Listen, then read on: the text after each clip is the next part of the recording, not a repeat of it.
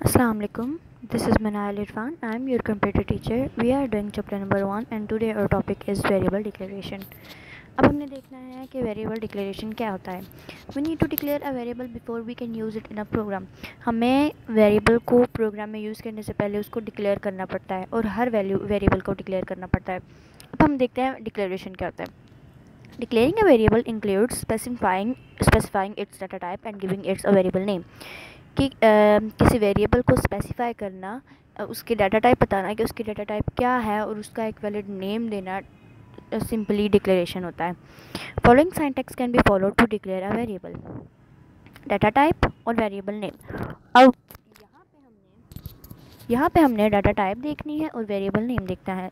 Example से आपको बताती हूँ. Some examples of valid variable declaration are as follow: unsigned int age, float height, int salary और character marshal status. अब suppose अगर हमें कोई कहता है write a program to store age, height, salary and marshal status of any person, तो हमें पता कैसे लगेगा कि एज की, हाइट की, सैलरी की, मार्शल स्टेटस की डाटा टाइप क्या है. ये तो हमने पीछे पढ़ लिया है ना, हमें इजीली पता लग जाएगा. एज की क्या बनेगी? Unsigned int. क्यों? क्योंकि उसमें कोई साइन नहीं है और वो इंटीजर वैल्यू है. हमने उसको नंबर्स में ही लिखना होता है. कभी हमने देखा है एज अल्फ़ाबेट्स में लिखी हो? नहीं ना, तो वो नंबर्स में होती है, इसीलिए ये अनसाइंड इंट है. फिर हमारे पास है फ्लोट हाइट. हाइट हमारे पास क्या है? 5'4", 5'3". हम इसे पॉइंट्स में भी लिख सकते हैं, 5.4, 5.7, 5.3 एक्सेट्रा, इसलिए ये फ्लोट है. और सैलरी हमारे पास क्या है?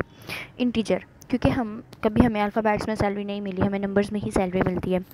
और करेक्टर मार्शल स्टेटस. यहाँ पे करेक्टर क्यों यूज़ हुआ है? यहाँ पे करेक्टर इसीलिए यूज़ हुआ है कि मार्शल स्टेटस को अगर देखा जाए तो वो ये है, सिर्फ मैरिड, अनमैरिड, दैट्स इट. उसका एक पहला लेटर आएगा और हमें पता लग जाएगा.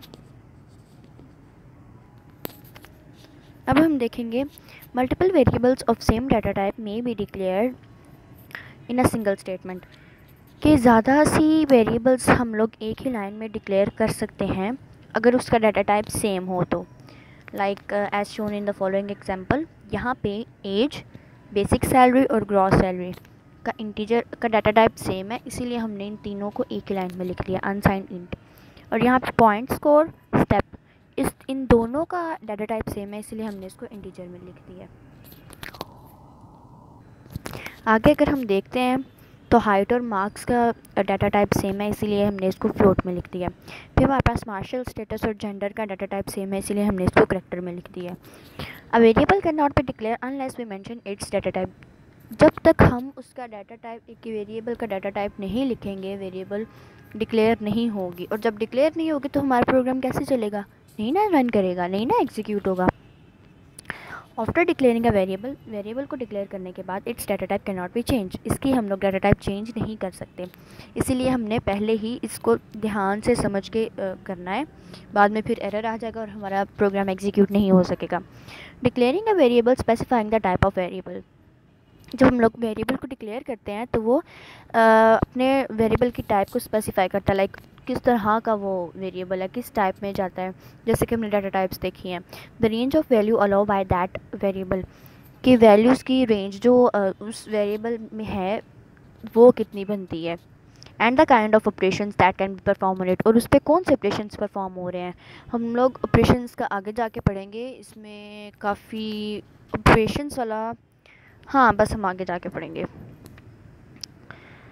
फॉलोइंग एग्जांपल्स शो अ प्रोग्राम डिक्लेयरिंग टू वेरिएबल्स. अब यहाँ पे एक प्रोग्राम में दो वेरिएबल्स को हम लोग डिक्लेयर कर रहे हैं. Wide main bracket.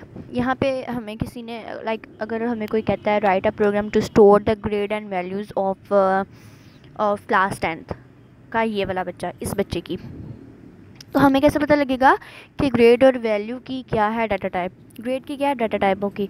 Grade ABC में होगा, 1-2 में तो नहीं ना होता. लाइक A+, B, B+, इस तरह, इसीलिए हम लोग इसको करैक्टर में करेंगे. उसके बाद वैल्यू है.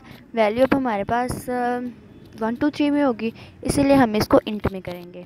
तो ये था आज का लेक्चर. अल्लाह हाफिज़.